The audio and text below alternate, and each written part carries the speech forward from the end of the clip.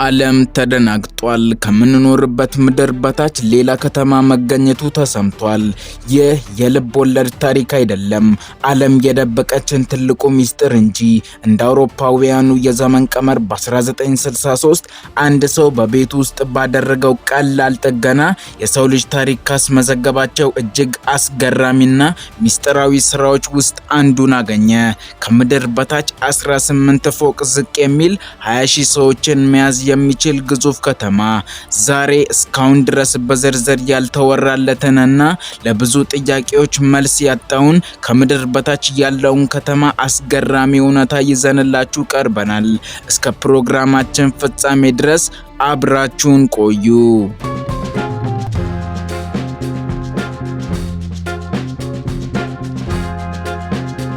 ይህ ታሪክ የሚጀምረው በቱርክ ካፓዶኪያ ውስጥ ነው። አንድ ግለሰብ የቤቱን ግድግዳ ሲያፈርስ ሚስጥራዊ በር አገኘ። በሩን ከፍቶ ሲገባ ያገኘው ግን አንድ ክፍል ብቻ አልነበረም። ይልቁን ወደ መሬት ውስጥ የሚወርዱ በመቶዎች የሚቆጠሩ ደረጃዎችን እንጂ። ይህ ከተማ ዴሪንኩዌ ይባላል። ወደ 85 ሜትር ጥልቀት ያለው ሲሆን በውስጡም ቤተክርስቲያኖች፣ ትምህርት ቤቶች፣ የእህል መጋዘኖች እና የእንስሳት በረቶች ሳይቀር ተሟልተውለታል። በጣም የሚገርመው ነገር ከተማዋ የተገነባችበት መንገድ ነው። ከላይ እስከ ታች የሚወርደው 55 ሜትር ርዝመት ያለው የአየር ማስገቢያ ቧንቧ አለው። ይህ ቧንቧ ለሺዎች ለሚቆጠሩ ሰዎች ንጹህ አየር በየክፍሉ ያደርሳል። እያንዳንዱ ፎቅ በግዙፍ ክብ ድንጋዮች ከውስጥ ብቻ መቆለፍ ይችላል። እነዚህ ድንጋዮች ከውጭ ሆነው ማንም ሊከፍተው አይችልም። ከተማዋ የራሷ የሆነ ጥልቅ የውሃ ጉድጓድ ያላት ሲሆን ጠላቶች ውሃውን እንዳይመረዙ ተደርጎ በሚስጥር የተቀየሰ ነው። በሌላ በኩል ሳይንቲስቶች እስካሁን ድረስ በሁለት ነገሮች ላይ ይከራከራሉ። አንደኛው ማን ሰራው የሚለው ሲሆን ሁለተኛው ደግሞ ለምን ተሰራ የሚለው ነው። አንዳንዶች በጥንት ዘመን ከነበሩት ከባድ ጦርነቶች ለመሸሸግ የተሰራ ነው ይላሉ። ሌሎች ግን በይበልጥ አስገራሚ ግምትን ይሰጣሉ። በዚያ ዘመን የነበሩ ሰዎች ከሰማይ ሊመጣ የሚችል አደጋ ወይም ከጠፈር ፍጡራን ለመሸሸግ የተሰራ ነው ብለው ያምናሉ። ምክንያቱም ከተማዋ የተገነባችው ከውጭ ለሚመጣ ጠላት ሙሉ በሙሉ የማይታይ በሆነ መንገድ ስለሆነ ነው። አሁን ወደ ጥልቁ ሚስጥር እንግባ። ዴሪንኩዌን ልዩ የሚያደርገው መጠኑ ብቻ ሳይሆን በውስጡ የነበረው የሰዎች አኗኗር ዘይቤ ነው። አስቡት፣ ለወራት አልፎ ተርፎም ለዓመታት የፀሐይን ብርሃን ሳያዩ ከመሬት በታች መኖር ምን ያህል ከባድ ሊሆን ይችላል? ጥናቶች እንደሚያመለክቱት እዚህ ከተማ ውስጥ የሰዎች ስነ ልቦና እንዳይናጋ ለማድረግ ልዩ ጥንቃቄ ይደረግ ነበር። ለምሳሌ በከተማዋ ውስጥ የወይን ጠጅ መጥመቂያዎች በብዛት ይገኛሉ። ይህ የሚያሳየው ሰዎች በጭንቀት ውስጥ እንዳይወድቁና ማህበራዊ ህይወታቸው እንዳይቋረጥ አልኮልና መዝናኛዎችን ይጠቀሙ እንደነበር ነው። ነገር ግን በጣም አስገራሚው ነገር የሟቾች አያያዝ ነው። በከተማዋ ውስጥ ምንም አይነት የመቃብር ቦታ የለም። ይህ ማለት ሰዎች ሲሞቱ ሬሳው የጤና እክል እንዳያመጣ በልዩ ዘዴ ከከተማዋ ይወጣ ነበር ወይስ ደግሞ ሌላ ሚስጥር አለ የሚለው ጥያቄ እስካሁን መልስ ያልተገኘለት እንቆቅልሽ ሆኖ ቀጥሏል። ታሪኩ እዚህ ላይ አያበቃም። ዴሪንኩዌ ብቸኛዋ የመሬት ስር ከተማ አይደለችም። በካፓዶኪያ አካባቢ ከ200 በላይ ተመሳሳይ ከተማዎች አሉ። የሚገርመው ግን ዴሪንኩዌ ከሌላው ግዙፍ ከተማ ካይማክሊ ጋር በ8 ኪሎ ሜትር ርዝመት ባለ ሚስጥራዊ ዋሻ መገናኘቱ ነው። ይህ ማለት በጥንት ዘመን በመሬት ስር ልክ እንዳሁኑ ዘመን የባቡር መስመር ወይም አውራ ጎዳና ከተሞችን የሚያገናኝ ሰፊ ኔትወርክ ነበረ ማለት ነው። ይህን ሁሉ ድንጋይ ቆፍሮ ለማውጣትና ለማጓጓዝ የትኛውን ቴክኖሎጂ ተጠቀሙ የሚለውን ስንመለከት በአርኪኦሎጂስቶች ግምት ከዚህ ከተማ ውስጥ ብቻ ወደ 5 ሚሊዮን ቶን የሚጠጋ ድንጋይ ተቆፍሮ ወጥቷል። ያ ሁሉ ድንጋይ የት ደረሰ የሚለውን ስንመለከት በአካባቢው ላይ ምንም አይነት የተከመረ አፈር ወይም ደግሞ ድንጋይ አለመገኘቱ የግንባታው ሂደት ራሱ ከሰማይ ለሚመለከት አካል እንዳይታወቅ በከፍተኛ ጥንቃቄ እየተከወነ መሆኑን ያሳያል። ይህ በእንዲህ እንዳለ ዛሬ ላይ ሆነን ይህንን ከተማ ስንመለከተው እንደ ታሪክ ብቻ ልናየው እንችላለን። ነገር ግን የኒውክሌር ጦርነት ስጋት ባለበት በዚህ ዘመን የዴሪንኩዌ ዲዛይን ለዘመናዊ መሐንዲሶች ትልቅ ትምህርትን እየሰጠ ነው። ከተማዋ ያለምንም ኤሌክትሪክ አየርን የማጣራትና ሙቀትን የመቆጣጠር ችሎታዋም ዛሬም ድረስ ተወዳዳሪነት የለውም። ምናልባት የጥንት ዘመን ሰዎች እኛ የምንፈራውን አይነት የዓለም መጨረሻ አደጋ ቀድመው አይተውት ይሆን? ወይስ እኛ ገና ያልደረስንበት ሌላ የተደበቀ እውነት አለ? ዴሪንኩዌ ዝምተኛ ምስክር ሆኖ ከመሬት በታች ተገኝቷል። እኛ ግን የላይኛውን ክፍል ብቻ ነው የሸፈነው። ይህ በእንዲህ እንዳለ አሁን ደግሞ ወደ አንዱ እጅግ አስገራሚ ጥያቄ እንለፍ። እነዚህ ሰዎች በሺዎች የሚቆጠሩ ሜትሮችን በጥልቀት ባለው ጨለማ ውስጥ እንዴት ያዩ ነበር? በዚያ ዘመን ኤሌክትሪክ እንዳልነበረ የታወቀ ነው። ብዙዎች ችቦ ወይም የዘይት መብራት ይጠቀሙ ነበር ብለው ያስባሉ። ነገር ግን እዚህ ጋር ነው ትልቁ ሚስጥር ያለው። በዴሪንኩዌ ጣራዎች ላይ ምንም አይነት የጢስ ጥቁረት ወይም ደግሞ ሱት አይታይበትም። በሺዎች የሚቆጠሩ ሰዎች ለዓመታት ችቦ አብርተው ቢሆን ኖሮ የዋሻው ጣሪያ በጢስ መጥቆር ነበረበት። ታዲያ ብርሃንን ከየት አገኙት? አንዳንድ ተመራማሪዎች እንደሚሉት በጥንት የነበሩ ሰዎች በመስታወት ነጸብራቅ ወይም ሚረር ሪፍሌክሽን የፀሐይ ብርሃንን ወደ ጥልቁ የሚያስገቡበት ጥበብ ነበራቸው። ሌሎች ደግሞ ገና ያልደረስንበት የተፈጥሮ ብርሃን ሰጪ እጽዋትን ይጠቀሙ እንደነበር ይገምታሉ። ይህ ጉዳይ የጥንት ስልጣኔዎች እኛ ከምናስበው በላይ የላቀ የእውቀት ደረጃ ላይ እንደነበሩ ሌላው ማረጋገጫ ነው። ይህ በእንዲህ እንዳለ በዴሪንኩዌ ውስጥ ካሉት ክፍሎች ሁሉ እጅግ አስገራሚው ባለመስቀል ቅርጹ ክፍል ነው። ይህ ክፍል በሰባተኛው ፎቅ ላይ የሚገኝ ሲሆን ለጸሎትና ለስብሰባ ያገለግል ነበር። እዚህ ክፍል ውስጥ አንድ ሰው በሹክሹክታ ቢናገር ድምፁ በልዩ ምህንድስና ስሌት ምክንያት በሁሉም አቅጣጫዎች በግልጽ ይሰማል። ይህ አኮስቲክ ተብሎ የሚጠራው የድምጽ ሳይንስ ጠላቶች በዋሻ ውስጥ ሲንቀሳቀሱ በሩቅ ለመስማትና ለነዋሪዎች ማስጠንቀቂያ ለመስጠት ይረዳ ነበር። ከዚህም በላይ በከተማው ውስጥ ያሉት ጠባብ መተላለፊያዎች አንድ ሰው ብቻ እንዲያልፍ ተደርገው የተሰሩት ጠላት በብዛት መጥቶ ጥቃት እንዳይሰነዝር ለማድረግ ነው። እያንዳንዱ ኢንች ስፋትና ጥልቀት በከፍተኛ ወታደራዊ ስሌት የታሰበበት ነው። በሌላ በኩል በቅርብ ጊዜ የተገኙ መረጃዎች ደግሞ ይበልጥ ያስደነግጣሉ። በዴሪንኩዌ አቅራቢያ ኔቭ ሼሂር በተባለ ቦታ ከዚህም የሚበልጥ ሌላ ከተማ በድንገት ተገኝቷል። ሳይንቲስቶች እንደሚሉት እነዚህ ሁሉ የመሬት ስር ከተሞች በአንድ ላይ ሲደመሩ በአንድ ወቅት በመሬት ላይ ከነበረው ስልጣኔ እኩል ወይም ደግሞ የሚበልጥ የመሬት ስር ግዛት እንደነበረ ይጠቁማሉ። ይህ ማለት ምናልባት በታሪክ መጻሕፍት ላይ ያልተጻፈ ነገር ግን ከመሬት በታች የበለጸገ ሙሉ የሰው ልጅ ታሪክ አለ ማለት ነው። እነዚህ ሰዎች ምን አይነት አደጋ ደርሶባቸው ነው መሬት ውስጥ ለመደበቅ የወሰኑት? የመሬት መንቀጥቀጥ፣ ከፍተኛ ቅዝቃዜ ወይስ ከሰማይ የወረደ እሳት? ይህ ሚስጥር አሁንም ድረስ የሰው ልጅ አእምሮ እየፈተነው ይገኛል። ይህ በእንዲህ እንዳለ ታሪኩን ይበልጥ አስፈሪ የሚያደርገው ግን እስካሁን ያልተከፈቱት በሮች ናቸው። በዴሪንኩዌ ውስጥ ዛሬም ድረስ በብረት የታጠሩና ማንም እንዳይገባባቸው የተከለከሉ ጥልቅ ክፍሎች አሉ። አንዳንድ የአካባቢው ነዋሪዎች እንደሚሉት በእነዚህ ክፍሎች ውስጥ ያልታወቁ ድምጾች ይሰማሉ።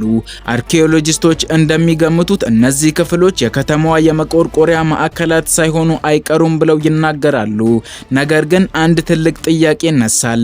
እነዚህ ሰዎች ከመሬት በታች ሲኖሩ ከሌሎች የመሬት ስር ፍጥረታት ጋር ተገናኝተው ይሆን የሚል ጥያቄን ያስነሳል። በብዙ ጥንታዊ ባህሎች ውስጥ የመሬት ውስጥ ሰዎች ሰብትራኒያን ቢንግ የሚባሉ ታሪኮች አሉ። ዴሪንኩዌ ምናልባት በሰው ልጆች እና በእነዚህ ምስጢራዊ ፍጥረታት መካከል እንደ ድልድይ ያገለግል ነበር የሚሉ ድፍረት የተሞላባቸው መላምቶችም አሉ። ይህ ከተማዋ ተራ መጠለያ ሳይሆን የሁለት ዓለማት መገናኛ ሊሆን ይችላል የሚል ጥያቄንም ያስነሳል። ሌላው የሚገርመው የድንጋዮች ጥንካሬ ነው። ካፓዶኪያ የተገነባው ተፍ በተባለ ለስላሳ የእሳተ ገሞራ ድንጋይ ላይ ነው። ይህ ድንጋይ ለመቆፈር ቀላል ቢሆንም አንዴ አየር ሲነካው ግን እየጠነከረ ይሄዳል። ነገር ግን ጥያቄው እዚህ ላይ ነው።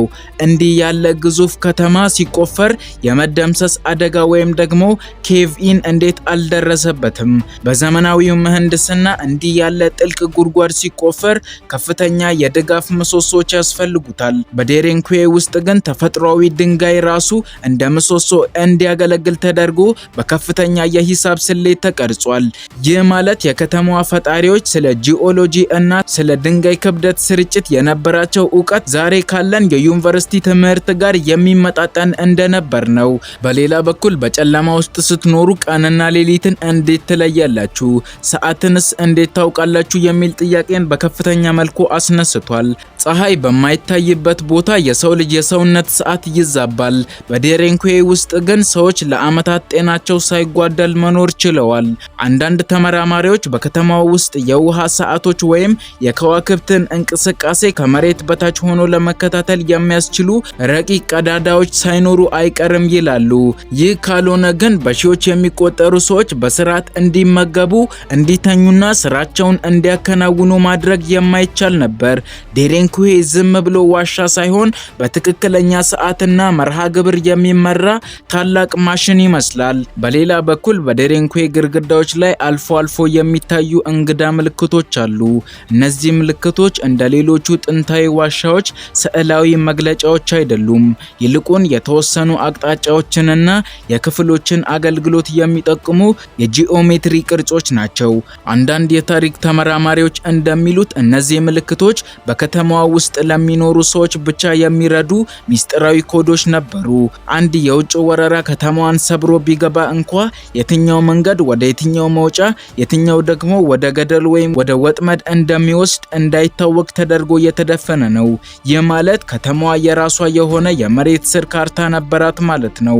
ይህም በዚያ ዘመን የነበሩት ሰዎች ለደህንነታቸው የነበራቸውን ጥንቃቄ ምን ያህል እንደነበር ያሳያል። ይህ በእንዲህ እንዳለ ሌላው አስገራሚው እውነታ በከተማዋ ውስጥ ያለው የሙቀት መጠን በቱርክ ካፓዶኪያ በክረምት በጣም ይበርዳል፣ በበጋ ደግሞ ከፍተኛ ሙቀት አለ። ነገር ግን በዴሬንኩዌ ውስጥ ወደ ጥልቁ በወረዱ ቁጥር የሚገርም ነገር ይገጥማቸዋል። በከተማዋ ውስጥ ያለው የሙቀት መጠን ዓመቱን ሙሉ በቋሚነት ከ13 እስከ 15 ዲግሪ ሴልሺየስ አይለወጥም። ይህ ተፈጥሯዊ ኤር ኮንዲሽነር ለምግብ ማከማቻዎች እጅግ ምቹ ነው። ለዚህም ነው የአካባቢዎቹ ገበሬዎች ዛሬም ድረስ በአቅራቢያቸው ያሉ ዋሻዎችን ድንችና ሎሚ ለማከማቸት የሚጠቀሙባቸው። ጥንታዊ መሐንዲሶች ይህን ተፈጥሯዊ ምህንድስና ተጠቅመው በሺዎች የሚቆጠሩ ሰዎች ሳይታፈኑና ሳይበርዳቸው እንዲኖሩ ማድረጋቸው፣ ይህም የሰው ልጅ ከተፈጥሮ ጋር የነበረውን ጥልቅ ቁርኝት ያሳያል። በስተመጨረሻም ይህንን ግዙፍ ከተማ ሰዎች ለምን ትተውት ወጡ የሚለው ጥያቄ መነሳቱ አይቀርም። እንደ አውሮፓውያኑ የዘመን ቀመር በ1920ዎቹ አካባቢ የመጨረሻዎቹ ነዋሪዎች ከተማዋን ለቀው መውጣታቸው ይነገራል።